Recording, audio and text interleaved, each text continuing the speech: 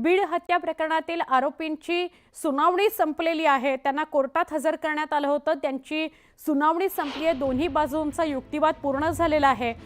15 दिवसांच्या पोलीस कोठडीची मागणी पोलिसांकडून करण्यात आलेली आहे। पोलीस कोठडीला आरोपींच्या वकिलाचा विरोध आहे। एवढा मोठा गुन्हा करून देखील आरोपींच्या चेहऱ्यावर कुठेही पश्चाताप दिसत नाही। त्यांनी हा गुन्हा एन्जॉय केलाय। त्यांच्या या संघटित गुन्हेगारीमुळे बीड जिल्ह्यात उद्योगधंदे येत नाहीयेत। वारंवार संघटित गुन्हेगारीचा हवाला देत पोलीस कस्टडीची मागणी करण्यात आलेली आहे।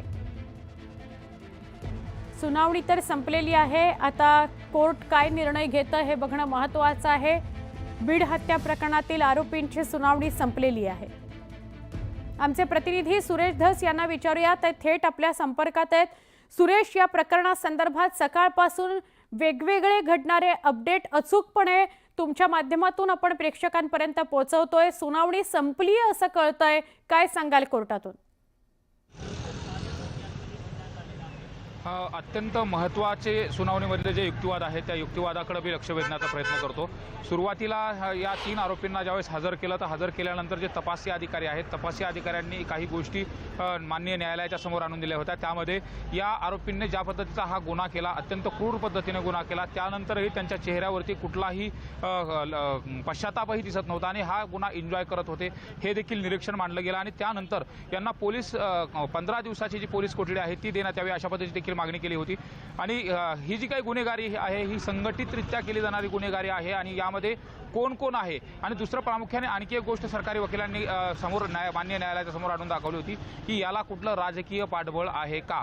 आजच्या युक्तिवादामधला सर्वात महत्त्वाचा हा मुद्दा या ठिकाणी मला सांगावा लागेल। आणि ज्या पद्धतीने ते तर सांगितलं गेला, सरकारी वकिलांनी देखील तो मांडला होता की ज्या पद्धतीने हा गुन्हा घडल्यानंतर आरोपीला कस्टडी का गरजेची आहे, तर यातला मास्टर माइंड कोण आहे हे शोधायचं आहे। आणि राजकीय वरदहस्ताशिवाय असा एवढा मोठा गुन्हा शक्यच होऊ शकत नाही, असा देखील युक्तिवाद जो आहे तो सरकारी वकिलांनी कोर्टाच्या समोर मांडला होता। तर दुसरीकडे ते आरोपीचे वकील तिडके म्हणून आहेत, त्यांनी देखील युक्तिवाद करत असताना 2 गोष्टी त्यांनी सांगितल्या की सरकारी वकिलांच्या मागणीला देखील त्यांनी विरोध केला आणि दुसरं गुन्ह्यात वापरलेले जे हत्यार आहेत, शस्त्र आहेत आणि त्याचबरोबर जे डिजिटल साहित्य आहेत ते सगळे जप्त केलेले आहेत, तर तपास पूर्ण झालेला आहे। त्याचबरोबर विष्णू चाटे नावाचा जो काही आरोपी आहे त्याला देखील अटक केलंय। यात आणखी एक गोष्ट जो आरोपीचा वकील आहे त्यांनी सांगितलेली ती महत्त्वाची आहे की आका आणि त्याचा आका हे जे 2 शब्द वापरले जात होते त्या संदर्भात देखील सांगितलं गेलं की आका कोण असेल तर सुदर्शन गुले हा आका आहे आणि आकाचा आका कोण आहे तर विष्णू चाटे हा देखील आहे। त्यामुळं आता याच्या पुढचा जो काही तपास आहे तो करायचा नाही आणि जी पोलीस कोठडी आहे ती कमी करण्यात यावी अशा पद्धतीची मागणी देखील करण्यात आली होती आणि जोरदार विरोध देखील करण्यात आला होता। पण मात्र या सुनावणीच्या नंतर जे तपासी अधिकारी आहेत, सीआयडीचे तपासी अधिकारी यांनी जी निरीक्षण कोर्टाच्या समोर आणून दिली होती तर ती देखील निरीक्षण अत्यंत महत्त्वाची होती। त्यामध्ये ज्या पद्धतीने यांनी हा संघटितरित्या गुन्हा केला आणि गुन्हा केल्यानंतर ते एन्जॉय करत होते, त्यामुळे बीड जिल्ह्यामधली जी कायदा सुव्यवस्था आहे त्याचबरोबर उद्योगधंदे आहेत त्यामध्ये सामाजिकरित्या काय प्रभाव होतोय याचं देखील निरीक्षण कोर्टाच्या समोर मांडलं गेलं। आणि त्यानंतर आता हे सगळे सुनावणी पूर्ण झालेली आहे आणि कोर्टाचा जो निकाल आहे त्याची प्रतीक्षा आहे। मात्र कोर्ट जास्तीत जास्त कशा पद्धतीने कस्टडी देईल यासाठी सरकारी वकील असतील आणि पोलीस प्रशासन असेल यांनी त्या पद्धतीची मांडणी केली। नक्की मगाशी या सगळ्या संदर्भात अधिक माहिती देत असताना आपण 3 महत्त्वाच्या मुद्द्यांवर भाष्य करत होतात, माहिती सांगत होतात। ती अशी, एकतर संघटित गुन्हेगारी आहे का, दुसरी गोष्ट म्हणजे अत्यंत क्रूरपणे ही हत्या करण्यात आली आहे त्यामागचं कारण काय, आणि तिसरं म्हणजे नेमके इतके दिवस 25-30 दिवस हे सगळेच्या सगळे 7 जण वेगवेगळ्या ठिकाणी फिरत होते, 2-4 शहरं बदलून मग ते ताब्यात घेण्यात आलेले आहेत, तर त्यांना अभय कुणाचं होतं याच्याविषयी काय सांगाल? ज्या पद्धतीने आता माननीय न्यायालयाच्या समोर सरकारी वकिलांनी ज्या गोष्टी मांडल्या होत्या त्यामध्ये स्पष्ट पद्धतीने सांगितलं होतं की हा एवढा मोठा गंभीर गुन्हा कुठल्याही राजकीय वरदहस्ताच्या शिवाय होऊ शकत नाही। एवढंच नाही तर गेल्या 26 दिवसापासून हे आरोपी ज्या पद्धतीने फरार होते ते फरार असलेले आरोपी कुठं थांबलेले होते, त्यांना कोणी कोणी सहकार्य केलं, कुठल्या पद्धतीची स्वरूपाची मदत केली, त्याचबरोबर इथल्या ज्या काही गोष्टी आहेत त्या कशा पद्धतीने त्यांच्यापर्यंत पोहोचल्या आणि त्यांची संपूर्ण जी काही हिस्ट्री आहे, काही पुरावे देखील त्यांनी नष्ट केलेत का आणि एवढा कालावधी होते बाहेर, कुठल्या ठिकाणी थांबले होते, या संपूर्ण गोष्टीचा जो काही तपास आहे तो करायचा आहे। त्यामुळे आरोपीला जास्तीत जास्त कोठडी देण्यात यावी आणि ती 15 दिवसाची कोठडी देण्यात यावी अशा पद्धतीची मागणी केली जाते। आपण जर एकूण या न्यायालयाच्या सुनावणीच्या अनुषंगाने आणि आज जो परभणीमध्ये देखील मोर्चा झाला आणि या सगळ्या मोर्चामधून एक गोष्ट मात्र येत होती, यामधला मास्टर माइंड कोण, तर मास्टर माइंड कोण आहे हा देखील शोधायचा आहे। त्यासाठी पोलीस कोठडी हवी आहे अशी देखील मागणी केली गेली आणि राजकीय असेल, सामाजिक असेल, सर्व स्तरामधून या संपूर्ण प्रकरणाचा मास्टर माइंड कोण आहे, जे बीड जिल्ह्याची सामाजिक परिस्थिती अशा पद्धतीने जी विदारक दृष्ट्या भासवली जाते, ज्या पद्धतीने हे गंभीर स्वरूपाचे गुन्हे घडतात आणि याला कोण हे करतंय हे शोधण्याच्या दृष्टिकोनातून आता न्यायालय याच्यावरती काय निर्णय घेतो आणि या आरोपींना किती दिवसाची पोलीस कोठडी दिली जाते हे देखील पाहणं महत्त्वाचं आहे। अजून एक प्रश्न नक्कीच समोर येतोय, तो असा की नांदेडमधून वायबसे, त्यांची पत्नी आणि हा सिद्धार्थ सोनवणे या तिघांना ताब्यात घेतलं होतं, त्यांच्याविषयीचे काही अपडेट सुरेश सांगता येईल का? सिद्धार्थ सोनवणे हा मस्साजोग गावचा रहिवासी आहे आणि तो संतोष देशमुख यांची हत्या झाल्यानंतर त्यांच्या अंत्यविधीला देखील होता आणि जो मोर्चा होता त्या मोर्चामध्ये रास्ता रोकोमध्ये देखील सहभागी होता। एवढंच नाही तर त्याच्यावरती पोलिसांनी जो ठपका ठेवलेला आहे, संतोष देशमुख ज्यावेळेस केजवरून गावाकडे 9 तारखेला जात असताना त्यांच्या लोकेशन संदर्भात हा जो सिद्धार्थ सोनवणे नावाचा आरोपी आहे तो त्यांना सगळ्या गोष्टी सांगत होता, कुठपर्यंत गेलेत याचे सुद्धा तो दाखले देत होता आणि त्यानंतर ही हत्या प्रकरण घडलं। विशेष म्हणजे जो सिद्धार्थ सोनवणे हा सुदर्शन घुले याचा जुना सहकारी आहे, अनेक गुन्ह्यामध्ये देखील त्याचा सहभाग असण्याची शक्यता पोलिसांनी वर्तवली। एवढंच नाही तो बेरोजगार आहे, कुठलंही काम करत नाही अशा पद्धतीने देखील त्याची माहिती आता समोर येते। मात्र एकूण संतोष देशमुख या हत्या प्रकरणामध्ये त्यांनी ज्या पद्धतीने टिप्स दिल्या, जे लोकेशन दिले, त्यानंतर हा गंभीर गुन्हा घडलेला आहे, त्यामुळे त्याला देखील त्यात आरोपी करण्यात आले। आणि दुसरा जो काही डॉक्टर दाम्पत्य आहे, डॉक्टर कुटुंब संभाजी वायबसे यांना काल ज्यावेळेस पोलिसांनी ताब्यात घेतलं चौकशीसाठी, त्यानंतर हे जे 2 आरोपी सापडलेले आहेत त्यांचं लोकेशन मिळालं, त्यामुळे वायबसे जे डॉक्टर आहेत त्यांना देखील या प्रकरणामध्ये आता चौकशी केली जाणार आहे आणि त्यात देखील ते आरोपी होत आहेत का हे देखील पाहणं महत्त्वाचं ठरणार आहे। नक्की सुरेश, धन्यवाद आपण माहिती दिली त्याबद्दल। आपल्याकडून काय अपडेट येते याकडे अर्थात लक्ष असेलच न्यूज 18 लोकमतच्या प्रेक्षकांचं की नेमकं कोठडी मिळते का या दोघांना।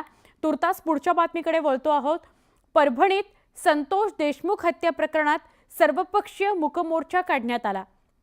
या मोर्चातून भाजप आमदार सुरेश धस यांनी धनंजय मुंडेंवर नाव न घेता निशाणा साधला।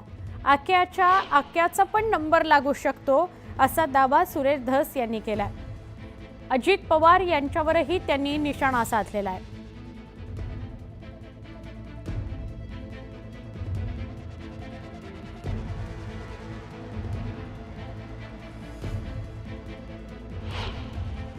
अजित दादा, क्या हुआ तेरा वादा, अजित दादा तेरा वादा क्या हुआ रे? काय को इसको अंदर लिया? ये अंदर लेने का जैसा नहीं है। संगीत दिघोळे पासून त्यांचा संतोष देशमुखापर्यंत हत्याचे बेरेज केले तर अजय दादा जरा हिशोब करा। लागला पाहिजे मौका, म्हणजे माहिती आहे ना, म को लागला पाहिजे। एकदा अंदर गया ना, पोलिसांनी मोकामध्ये घातला ना, 5-4 वर्ष नमस्ते लंडन, पुन्हा हे माघारी येत नाहीत। आणि हा जो आका आहे ना, आका तर गेलाच पाहिजे, पण जर का आकाच्या आकाने काही यंटोबंडो केला असेल तर आकाचा आका सुद्धा नंबर लागू शकतो। आणि जर तो व्हिडिओ आकाला तर 100% दाखवलाच असेल संतोषच्या मारहाणीचा, पण आकाच्या आकाला दाखवला असेल आणि त्यांनी जर पाहिला असेल तर आकाच्या आका, कर लो जल्दी तैयारी, हम निकले हैं जेलवारी। 100 चुहे खा के बिल्ली हज को चली म्हणतात ना, तसा काहीसा प्रकार काल परवा हे आकाचे आका आले, म्हणले जे जे दोषी असतील त्यांना फाशी द्या, पण आधी नीट वागायचं कोणी सांगायचं होतं?